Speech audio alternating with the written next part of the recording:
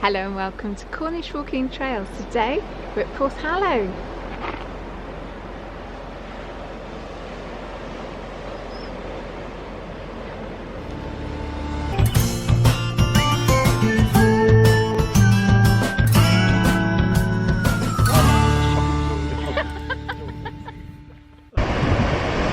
In this video we're on the trail of the wreck site of the Bay of Panama that sank in 1891.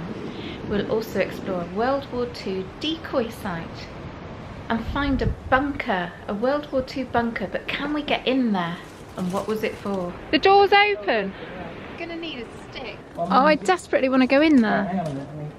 We're doing a 4.5 mile circular walk, part of it along the coast and tracking back through fields and along the road. And it starts here at Porthallow, which was once a little fishing village. Porthallow can be found on the top of the Peninsula near St Keverne. Our walk today comes from 5 walks around St Keverne. It's walk number 2, Porthallow to Nare Point, 4.5 miles. So for our walk today, we parked here on the beach. You can't do that all the time, can you? There's an honesty box here as well. It's February 2022 and it's £2.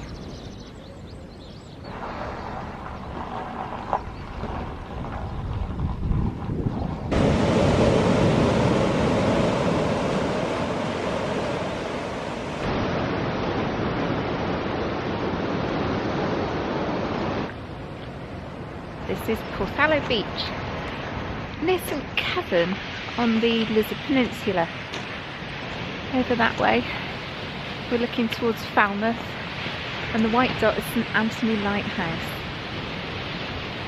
It's lovely in the sun. I hope it's picking it up on camera. I might turn it round. You can see St Maur's glinting in the sun. In the past, this area would have been filled with pilchard fishing boats, seine fishing. And round the coast more recently, in the last century, there's a large quarry. And this used to be a beautiful golden sandy beach, but with the quarry waste, it's covered it with this grey shingle. So the quarry finally shut in 1956, but it has left this scar on the landscape. It's such a shame in a way that we've lost that sandy beach to be replaced by this grey, rather dull shale.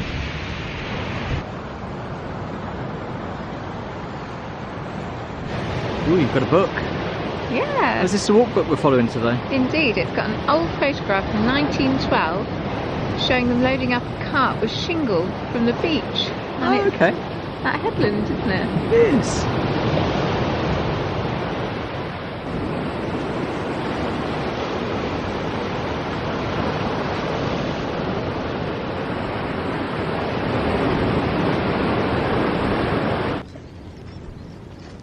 What's this then, Andrew? What have you found? This is huge, isn't it? Yeah. It's a marker for the southwest coast path, and it actually tells us at this point here at Porthallow is the halfway point on the southwest coast path. Ah, where does it start? So it starts up at Minehead. That'll be Minehead up here, won't it? Oh, I see. All the way down the coast of Devon, Yeah. north coast of Cornwall, round the corner. We are at the moment, we are about here. We are. Yeah, and eventually it will take you all the way up to Poole in Dorset. Oh, wow. Oh, well, I think it deserves a monumental monument to that. If you've walked 315 miles. You make me look tiny.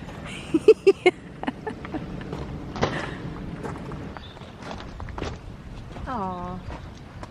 Oh, this is really interesting. So on the back of it, it's called Fading Voices of Prala, which is like an old name, a derivative of Porthallow. And that actually means in Cornish, port of the river. And the one thing that really catches my eye in all of this, because it's related to our walk and will crop up today, is the Bay of Panama, which is a shipwreck that went down in 1891. So that's actually on here. And look, Andrew, Yeah. the cry would have gone up. Heaver, heaver, pilchards. That When was they the cry saw- when they saw the pilchards offshore, isn't it? Yes. And they would all rush out on their boats, their same boats, and catch as many pilchards as they can. And it was, you know, tons and tons of pilchards they would catch, isn't it? The pub here, it's called the 5 Pilchards Inn, Yes. which is over there. And I've got a funny feeling that this was called the 3 Pilchards Inn at one stage. Oh, really? Might be wrong, it's now called the 5 Pilchards Inn. Oh. So that's inflation for you, isn't it?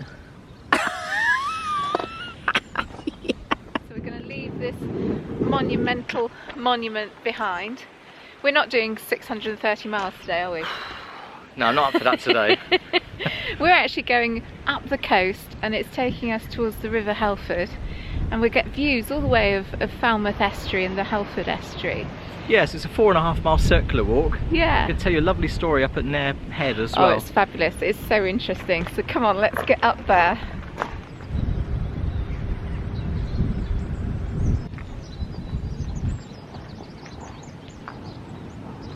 We have a stone, Sarah. So this is John's weather forecast in stone. I think there's been a few of these, don't you, where it's been hurled against the writing. So stone is wet, well, rain. No, it's dry. Right, it's dry. Not raining. Not raining. That's so perceptive. Shadow on the ground. No, we ain't got that. So it isn't sunny. White on top, snowing. No, can't see stone. Definitely see it's not foggy. Swinging stone. We're slightly swinging. You did move it. Slightly windy. I love that one. Stone gone. Tornado. I'm surprised it's still here after Eunice last week, aren't you? Onwards.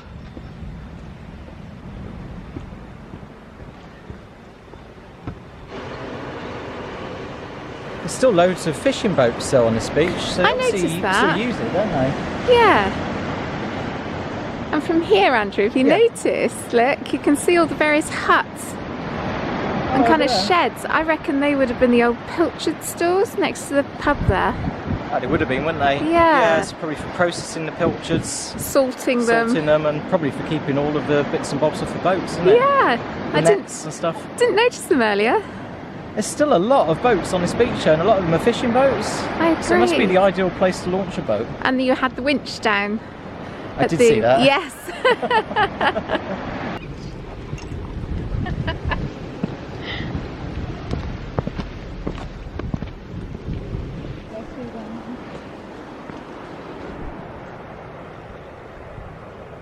Oh wow. So just going wow, because we can actually make out an old building that we think might have been associated with the quarry works here, and its proximity to this beach completely makes sense why so much of the waste ended up being dumped here.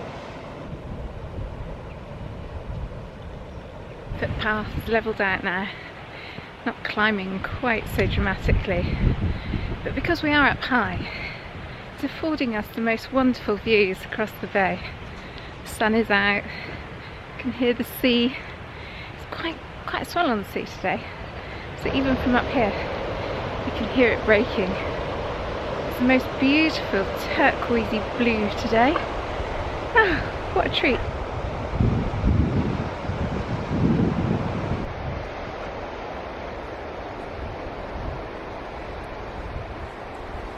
Look at these! The violets are out already. It's only the end of February. They're beautiful, deep purple colour. Oh, I love them.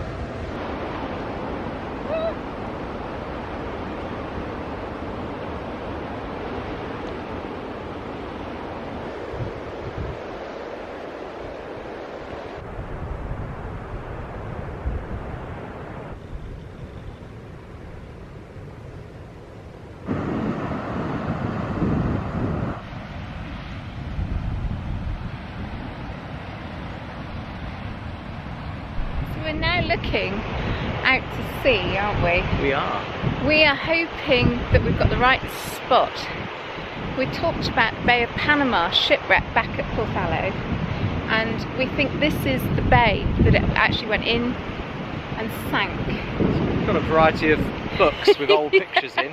This should help us to locate it exactly. And they're all looking back from Nare Head towards, well, down the coast.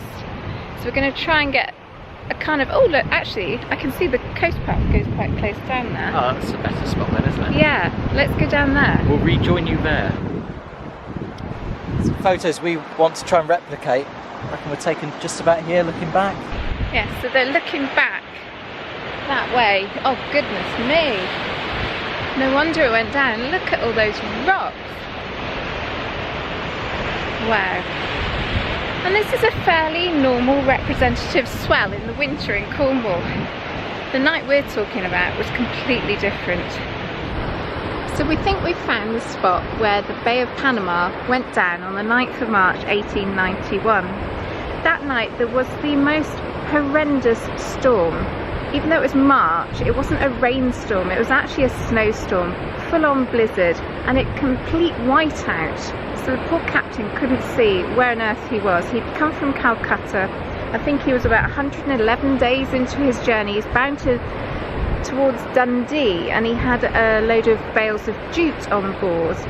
He got this far and the weather just prevented him from going any further. At 1 o'clock in the morning, in deteriorating weather, a wave broke across the deck from bow to stern, smashing every lifeboat. No escape. The next wave swept away the captain and his wife, the second mate and 6 other seamen. The snow was driving into the crew's eyes, and as the ship was going down in the swirling water, the mate ordered the rest of the men up the rigging. The agonies these fellows went through in the freezing hours until daybreak can scarcely be imagined. Some had died from the cold, clinging to the rigging. Others had to be brought ashore, numb from the cold, in the position that they were in on the rigging. It sounds absolutely horrendous.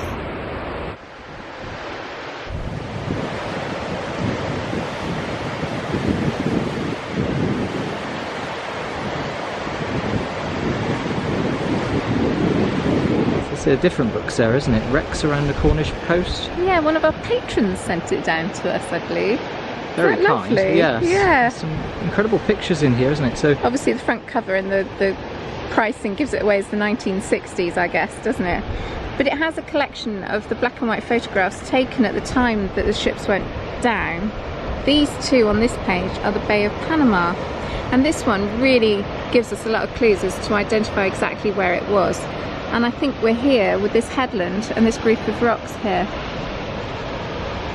okay, just try and line it up. This is the spot though, isn't it? That photo was taken from? I believe it is. Yeah, because you can just make out Porthallow in the distance. So she's right in there. Yeah. So we think that the bow of the Bay of Panama would have been in line with those rocks Andrew's gone down to film. It's said that before the seaweed grows in the spring, fishermen can see the outline of the wreck still. Unfortunately today that is not going to happen. The swell on the sea has churned up too much sand, which means the sea isn't transparent at the moment, so we can't even begin to look for where it might have been. But it's certainly a sad event.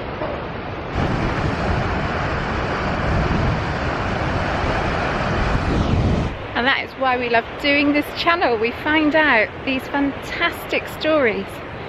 There is another story, we're going to have a bit of lunch, just to round up about the Bay of Panama.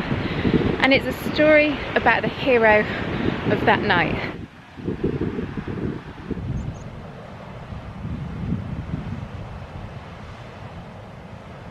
What you got there?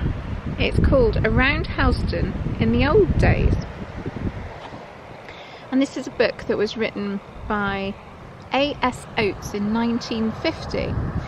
The wonderful thing about this book is it was written by a man that was actually alive in 1891, and he recounts how awful the blizzard was in March that year. He also gives us a first-hand account of a very heroic young man, and his name was Joseph Hendy James. He was known as Joe, and he was the son of St Keverne butcher called William James. And what he did was he rode to Helston. He wanted to let the agents, the shipping agents of the Bay of Panama, know what had happened, and they were in Falmouth. So his idea was to go up to Helston on his pony, telegraph them and alert them. But when he got to Helston, Helston was completely cut off. The wind had uprooted trees that had snapped the telegraph poles.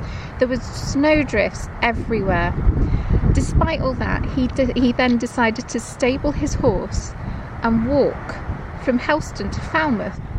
So Oates, our author, tells us he became so buffeted that he could only proceed by crawling on his hands and knees. He plodded on in the darkness and storm until exhaustion compelled him to take shelter in a roadside house. Many years later, the present writer was given particulars of this occurrence by a woman who, when a girl, saw Joe James crawl into the house. He was covered with snow and icicles and appeared to be dying.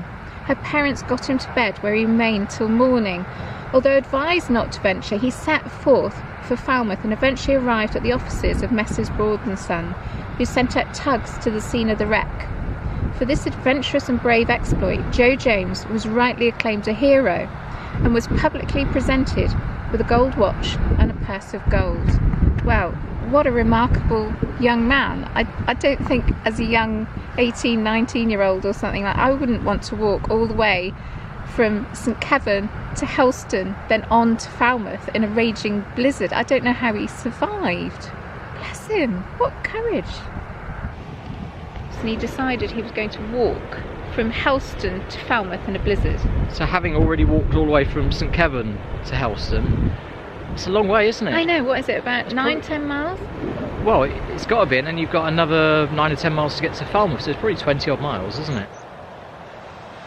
So if you do regularly watch the channel, one of the videos we put out in February, we went to Porthallow, which is on the Roseland, sort of further that way. And do you remember we were talking about the harbour wall in Porthallow? Yes! And it had to be rebuilt. It wasn't rebuilt, it was actually built, wasn't it? Because there was a wreck there. And they had to use explosives to move the wreck. Boat. And then because they dislodged the wreck, it had actually ruined some of the rocks that was there, which provided natural protection to the harbour. Yeah, I do. So they actually then had to build a harbour wall. Well, that wreck, that went down at the same time because it was in 1891 because of that blizzard. So it must have been an infamous blizzard that hit Cornwall at that time to cause so much damage. The thing is that blizzard hit in March, wasn't it? And you kind of think by March it's sort of later in the season, but that must have been horrific, wasn't it? Yeah, such a brave young man. I take my hat off to him if I had one.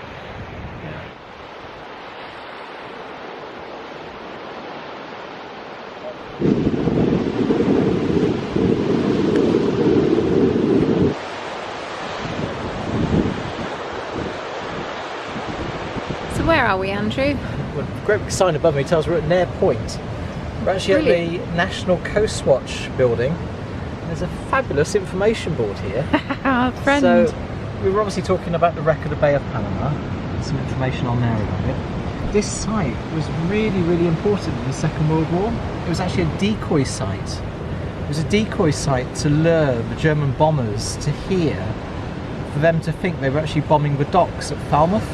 They actually mocked this up, so there was buildings, there was like a little railway line they had here. It was all controlled by remote control. They would turn lights on and off.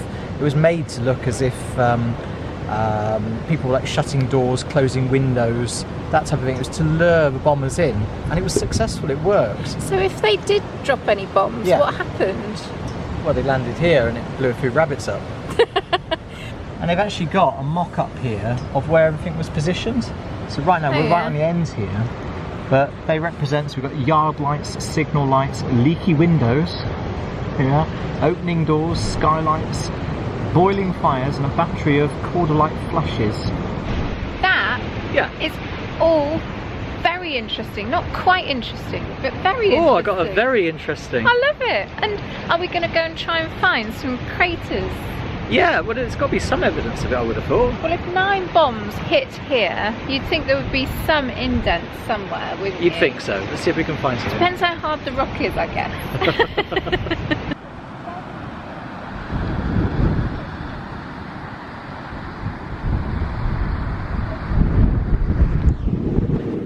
Can't see any evidence. They must have been really temporary. This is steep.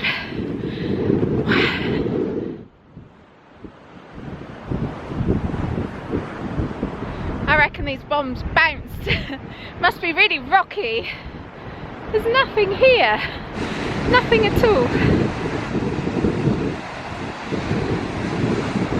Can you see anything? Oh! There's a big sort of yeah! here. There's a depression. It's fairly round. Oh, I bet you £1 to a penny. Yeah. Yes. Looks like it, doesn't it? Yeah. Oh, wow. I was actually giving up hope of seeing any evidence at all, weren't you? You'd never know these days, would you, really? No. What I find fascinating is a couple of things. Is they actually got people down from London in the film studios at Ealing to construct all this decoy site. And can you imagine, it all gets like blown up, and then they got to come out the next day and rebuild it all and reset it. Somewhere over there, above Lestowder Cliffs, I think that's what it's called, there is supposed to be the observation sort of room, and they would have sat up there looking across here waiting for the bombers to come in, and they would be in there pressing buttons and setting all of these explosives off. So we're hoping to find that, but it's possibly overgrown. Let's go and see. It's definitely down that way anyway. Brilliant.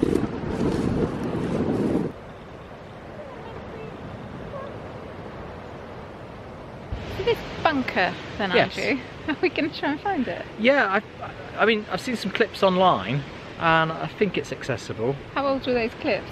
20 years ago. Oh no. What am I letting myself in for? The path goes that way and we're taking this detour up a cow path and then we're going to turn right. Let's try this route because we could see. Ah, look. Oh, look, look. Think it's it? Yes, look at the structure.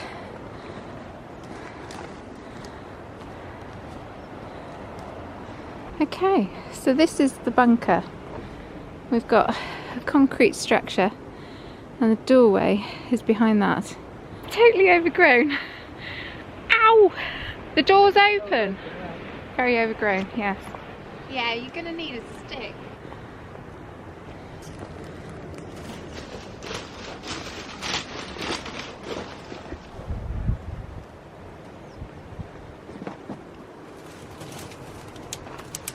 Oh, it's now starting to rain. Well, nice and dry in here. Right. Let's have a You were look. in. I am in. There's a big stick here. Do you want that? Big stick? Yeah. Oh, mind that. It's going to flick back in your face. Right. Things we do. Well, I desperately want to go in there. Right, hang on a minute. I think I'm nearly in. You're mad. Oh. Oh my goodness me, Andrew. Right, I think I'm in. Are you going in? That one on your leg. There we go. Hello! Gee, what? Somebody said hello back. This one is horrible. There we go. Can you see if you can find some sort of stick and I'll beat these back? So I think you could get in here. I'm above you at the moment. Poke your head out. Alright, well I'm going to try and kick some of these down a bit. Okay. Just, did you bring a secateurs? No, Cheers. Unfortunately not. No. Oh, how did you get down? Put your bum down, sit on the edge there, and then try and hug the wall here. Alright, we kick those brambles back a bit. Ow. Right, what's that one? That is actually the worst bit. Ow. What about these ones on You're here? fine, put your foot up here, look. I need to put a stand on them, really. There we go. Hey! Are you in? I am.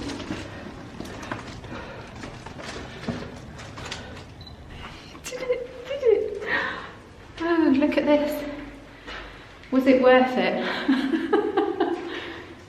Oh, right. There's a manhole cover. I guess that would have given them some daylight, wouldn't it? I think that was the escape hatch. Oh, really? Yeah, because you can see where the ladder, there would have been a metal ladder there going up the wall, look. Oh, yeah. And that hatch is obviously a hatch that you can open from inside. It's just dangling, so be really careful. Yeah. It's actually blowing, you can see it moving ever so slightly. Okay. So there's obviously some sort of painting that they did around a desk or something.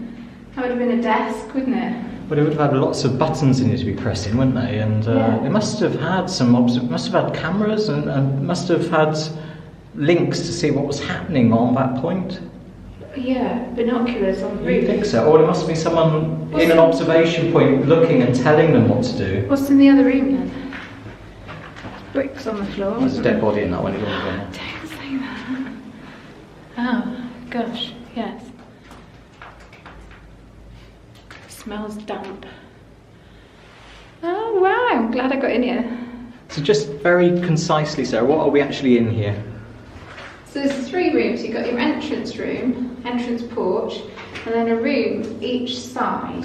Do you think they might have slept here? Because I read reports that they were here for like 48 hours. And this would have been the operations room, wouldn't it? So you've obviously got marked out for a desk on the wall. Up here you've got possibly some shelving. What interests me is this. You've got holes blocked off. And it makes you wonder if the wires for the remote control aspect of things. There's actually some remains of some wooden boarding along the tops here as well, isn't there? So would this have been your control panel? You know. Oh, we're just guessing, aren't we? We don't know.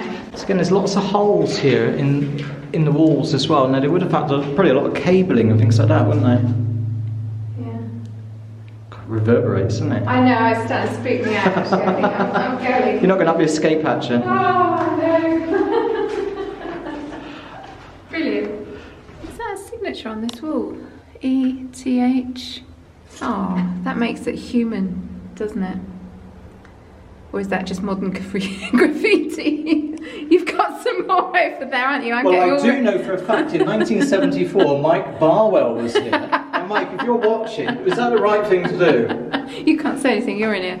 Oh yeah. CWT 2022 was here. Come on, it's really raining out there now. We need to get moving. Get back out there again now. Well, do you know what? I'm glad I did it, because in 15, 20 years' time, these brambles are going to be just masking this building completely. You won't be able to find it. Oh, brilliant. How's it going?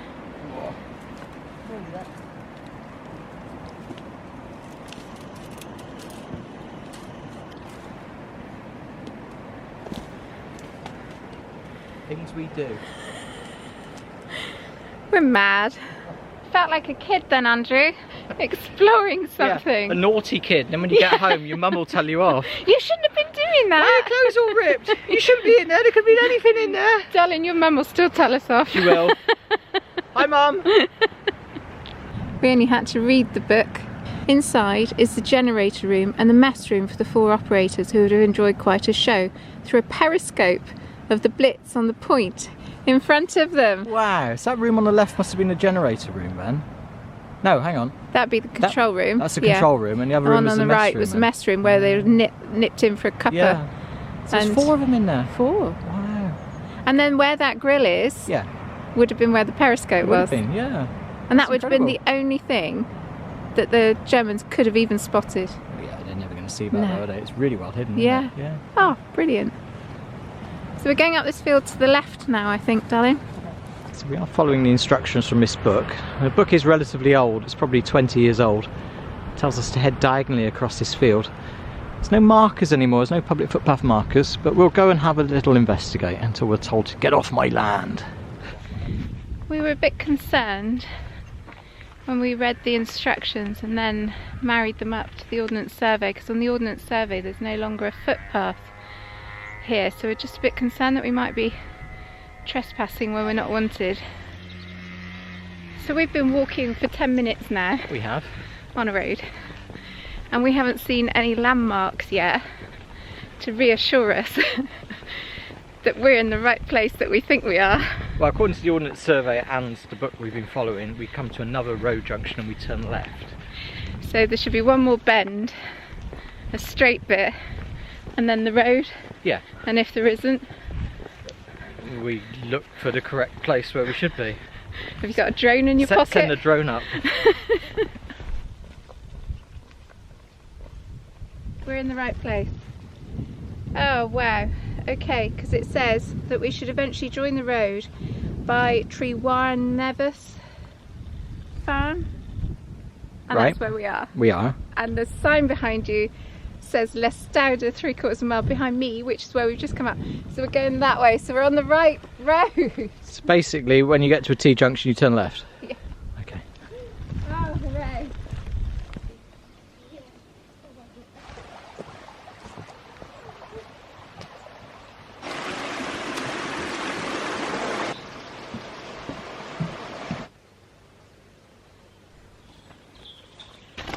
I think we're back. We are. Lovely walk. I enjoyed that. Yeah, it's good. I think the instructions, we followed them to the letter. Yeah, and they didn't work. we? But I think there was a very small section where they've taken it away from being public footpath near the farm area. Yeah, so the alternative is either to turn around, retrace your steps back along the footpath, coast path. Yeah, or head a bit further along the path to Gillen and then pick up the road and come back, and that will add a little bit to your walk. But it's a beautiful place to explore. Really interesting as well. Lots of history. So are we going to score it? Is it fair to score it? I think we will score it, but we'll score it, but really you need to head on a bit further and then pick up the road. What's your score? I'm going to give it an 8 out of 10. Yeah, brilliant. I agree. Ah, cool. Yay!